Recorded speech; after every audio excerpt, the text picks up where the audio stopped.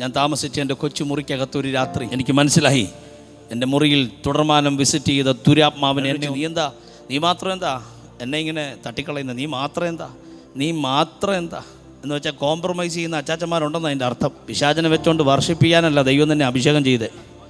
പിശാചനെ വെച്ചുകൊണ്ട് ദാനിയേൽ പ്രവചനം പഠിപ്പിക്കാനല്ല കർത്താവ് തന്നെ അഭിഷേകം ചെയ്തേ. പിശാചനെ വെച്ചുകൊണ്ട് ലേഖനങ്ങൾ പഠിപ്പിക്കാനല്ല പരിശുദ്ധാത്മാവ് തന്നെ അഭിഷേകം ചെയ്തേ. പറഞ്ഞേ ആമേൻ. നിന്നെ അഭിഷേകം ചെയ്തത് പിശാചനെ വെച്ചോണ്ട് രണ്ട് കൈ ഉയർത്തി സ്തോത്രം ചെയ്യാനല്ല, നിന്നെ അഭിഷേകം ചെയ്തത് ഭൂതത്തെ പുറത്താക്കാനാ. നീ എവിടെയാ പാർക്കുന്നെന്ന് എനിക്കറിയാം. അത് പിശാചിൻ്റെ ഹെഡ് ക്വാർട്ടേഴ്സ് ഉള്ള സ്ഥലമാകയാൽ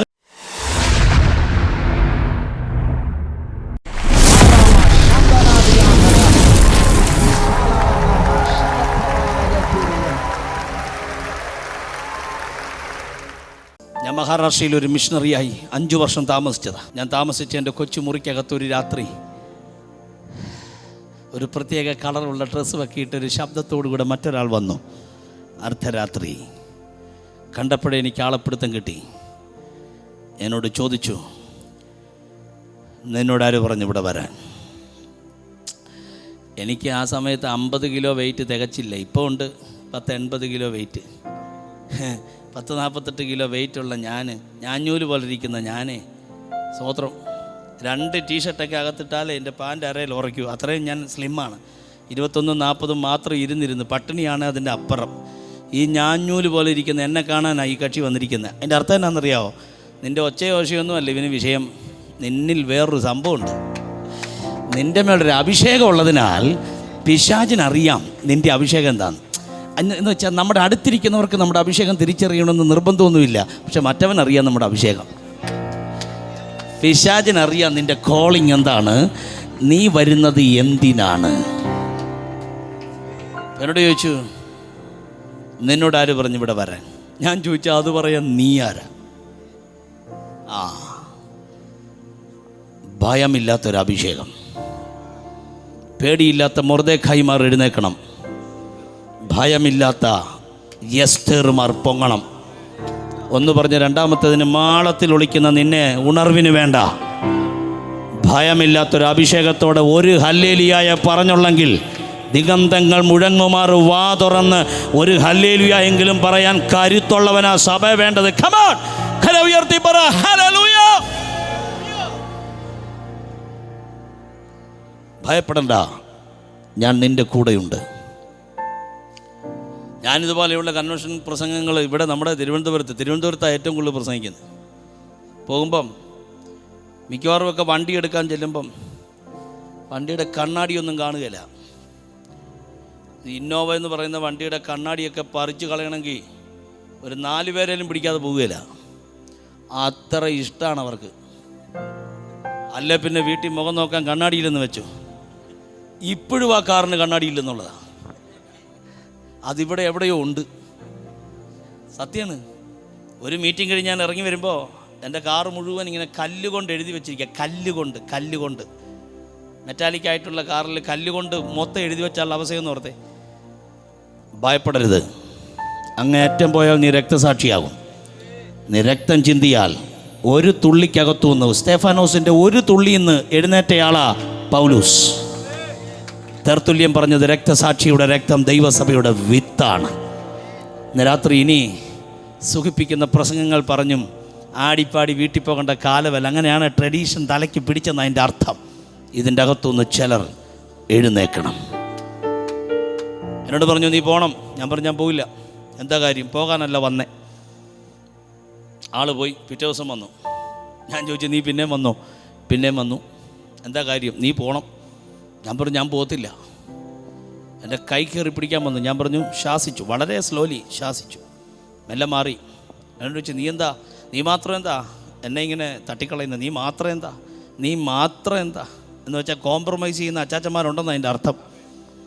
പിശാചനെ വെച്ചുകൊണ്ട് വർഷിപ്പ് ചെയ്യാനല്ല ദൈവം തന്നെ അഭിഷേകം ചെയ്തേ. പിശാചനെ വെച്ചുകൊണ്ട് ദാനിയേൽ പ്രവചനം പഠിപ്പിക്കാനല്ല കർത്താവ് തന്നെ അഭിഷേകം ചെയ്തേ. പിശാചനെ വെച്ചുകൊണ്ട് ലേഖനങ്ങൾ പഠിപ്പിക്കാനല്ല പരിശുദ്ധാത്മാവ് തന്നെ അഭിഷേകം ചെയ്തേ. പറഞ്ഞേ ആമേൻ. നിന്നെ അഭിഷേകം ചെയ്തത് പിശാചനെ വെച്ചുകൊണ്ട് 2 കൈ ഉയർത്തി സ്തോത്രം ചെയ്യാനല്ല, നിന്നെ അഭിഷേകം ചെയ്തത് ഭൂതത്തെ പുറത്താക്കാനാ. ഭൂതങ്ങളെ പുറത്താക്കാൻ അഭിഷേകമുള്ള ദൈവദാസന്മാർ ഇവിടെയുണ്ട്.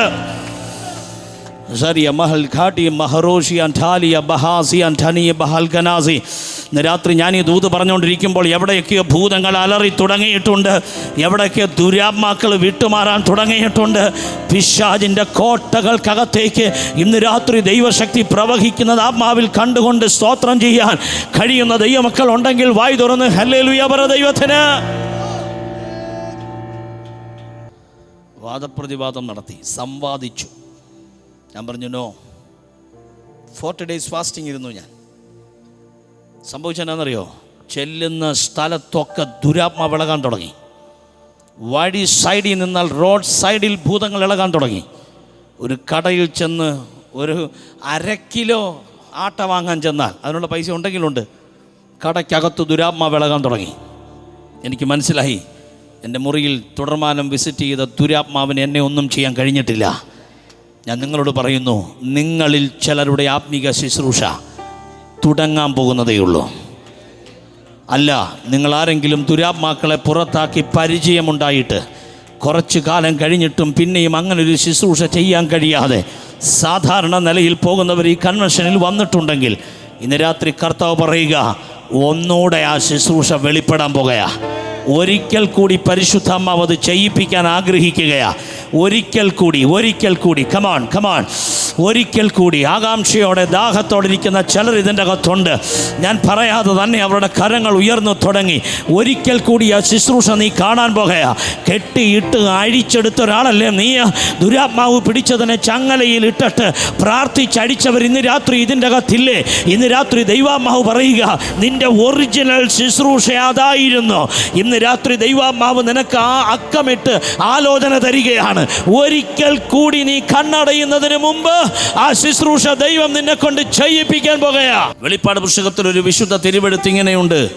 പെർഗമോസിലെ സഭയുടെ ദൂതന് എഴുതുക എന്ന് പറഞ്ഞുകൊണ്ട് വെളിപ്പാടുകാരനാകുന്ന യോഹന്നാൻ പത്മോസ് ഐലൻഡിൽ കിടന്നുകൊണ്ട് ആസിയയിലെ സഭകളുടെ പ്രതിനിധി എന്ന വണ്ണം 7 സഭകൾക്ക് ദൂത് പറയുമ്പോൾ അതിൽ പെർഗമോസിലെ സഭയോട് ദൂത് പറയുമ്പോൾ ഇങ്ങനെ പറയുന്നുണ്ട്, നീ എവിടെ പാർക്കുന്നു എന്നും അത് സാത്താൻ്റെ സിംഹാസനമുള്ള സ്ഥലമെന്നും ഞാൻ അറിയുന്നു. Praise the Lord. ആ സ്ഥലത്തിൻ്റെ പ്രത്യേകത എന്താണെന്നറിയാമോ? അവിടെ സാത്താൻ്റെ സിംഹാസനമുണ്ട്. പിശാചിൻ്റെ ഹെഡ് ക്വാർട്ടേഴ്സ് ഉള്ള സ്ഥലത്താണ് സഭയെ സ്ഥാപിച്ചിരിക്കുന്നത്. പെർഗമോസിലെ സഭയോട് എന്താ പറഞ്ഞേ?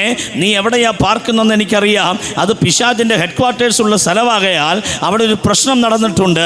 അന്തിപ്പാസ് എന്ന് പറയുന്ന സഭയിലെ ശുശ്രൂഷകനെ കൊലവിളി നടത്തിയ ഒരു അന്ധകാര ശക്തി അവിടെ ഉള്ളതിനാൽ അവൻ്റെ രക്തം കുടിച്ച് അവൻ ഈ മണ്ണ് വിട്ട് രക്തസാക്ഷിയായി. അതുകൊണ്ട് ഇനി അവിടെ നിൽക്കണ്ട. സർദീസുകാരോടോ സ്മുർനാക്കാരോടോ എഫസോസുകാരോടോ സംസാരിച്ചിട്ട് ഈ സഭയെടുത്ത് അവിടെ കൊണ്ടുപോയിട്ട് നിങ്ങൾ സമാധാനമായി ആരാധിച്ചാട്ടെ എന്നല്ല എൻ്റെ യേശു പറയുന്നേ. എൻ്റെ സാക്ഷിയും വിശ്വസ്തനുമായ അന്തിപ്പാസിനെ കൊന്ന കാലത്ത് പോലും എൻ്റെ നാമം നിഷേധിക്കാത്ത നിങ്ങളോട് പറയാൻ എനിക്കൊരു ദൂതയുള്ളൂ. ഞാൻ എൻ്റെ സഭയെ പണിയോ പാതാള ഗോപുരം അതിനെ ജയിക്കയില്ല. ഇന്ന് രാത്രി നീ ശുശ്രൂഷിക്കുന്ന സ്ഥലത്ത് ഹാലിളകി വരുന്ന അന്ധകാരത്തിൻ്റെ കൊമ്പനുണ്ടെങ്കിൽ ഇന്ന് രാത്രി അവനെ കൊമ്പ് കുത്തിക്കാൻ അധികാരമുള്ള സർവശക്തന്റെ നാമ കൃപ പോലെ പെരുകി പെരുകി പെരുകി ഈ ഗ്രൗണ്ടിൽ ഇന്ന് രാത്രി ഇറങ്ങുകയാണ്.